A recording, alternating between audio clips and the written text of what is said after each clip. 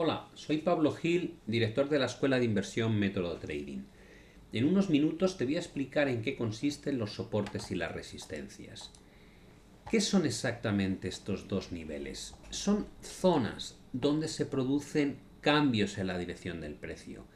Si el mercado estaba subiendo, a partir de esas zonas lo que solemos detectar es un movimiento en dirección contraria a la baja y ocurre de forma sucesiva. De la misma manera, cuando el mercado está cayendo, hay veces que encontramos lo que denominamos zonas de soporte y eso provoca que el mercado deje de caer y el precio comience a rebotar. ¿En qué consiste o cuál es el concepto detrás de un soporte? Son niveles de precio donde el volumen de demanda supera al de la oferta, es decir, donde los inversores que están interesados en comprar superan a aquellos inversores que están interesados en vender.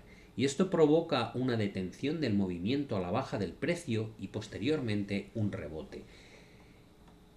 Nos encontramos un mercado en el que está siendo presionado por las ventas sucesivas de los inversores hasta que llegamos a un punto donde el número de órdenes de compra supera al número de órdenes de venta y esto provoca una reacción de los precios hacia arriba.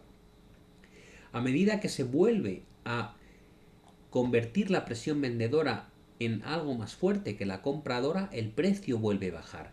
Pero cuando alcanzamos este tipo de niveles, de nuevo los compradores muestran tanto interés que superan a los vendedores provocando nuevos rebotes y así sucesivamente en el tiempo.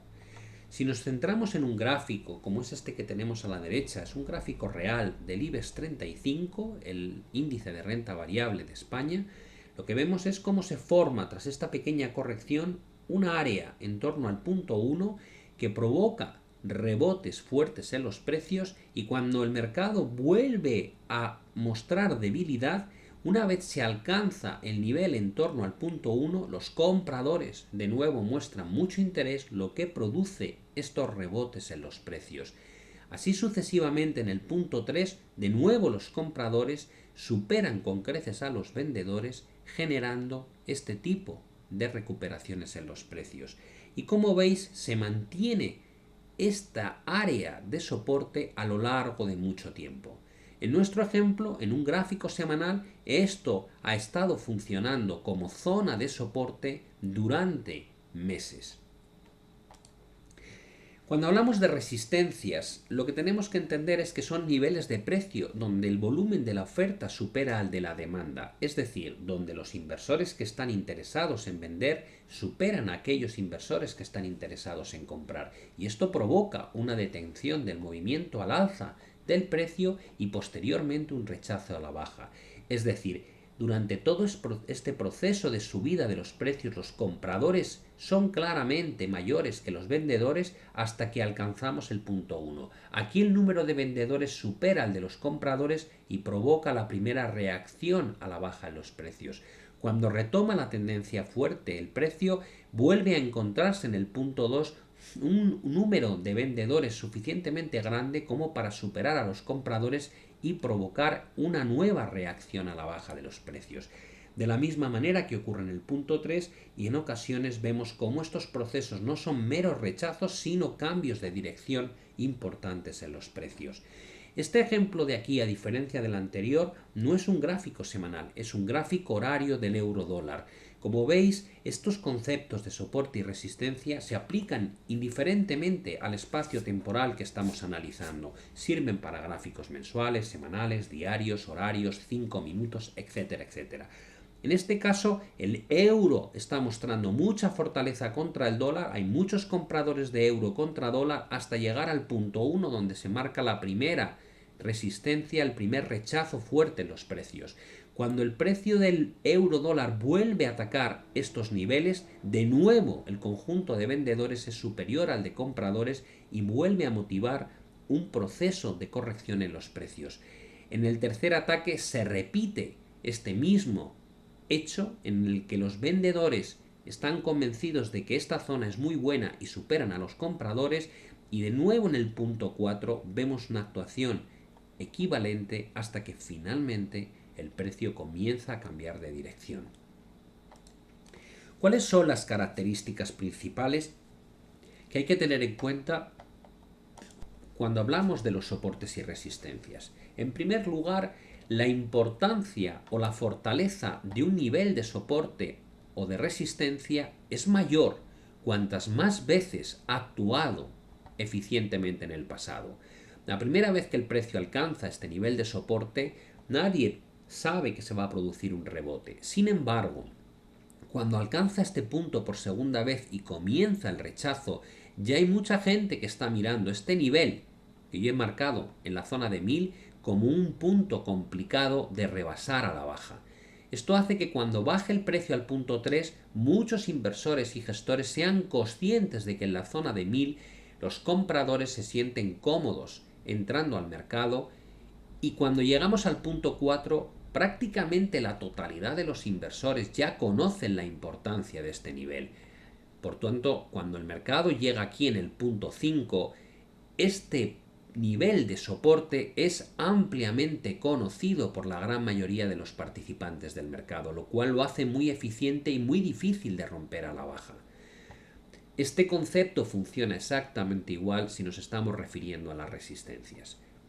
Otra de las características que tenemos que tener en cuenta, que es importante, es que los números redondos o figuras en los precios tienden a configurarse como zonas de soporte y resistencia cuando nos movemos en niveles de precios nuevos para el mercado. ¿Qué significa esto?